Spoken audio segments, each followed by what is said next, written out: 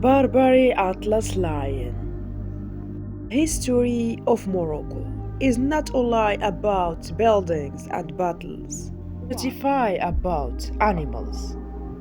Atlas lion are considered a habitation type, symbolic in Morocco, one of the subspecies of lions that became extinct in 1930 in North Africa and the wild.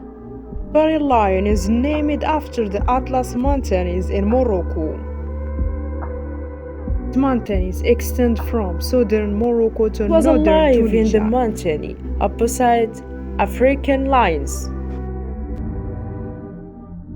distinguished by its dark branches, which extend from behind its shoulders to its abdomen. Historical writings have described its ferocity and strength.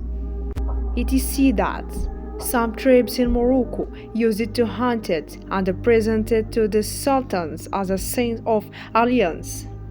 The Barbary lion has become a symbol of Kingdom of Morocco and is used as the name for the Moroccan national football. In 2021, 5 Barbary lion cubs were born in the national park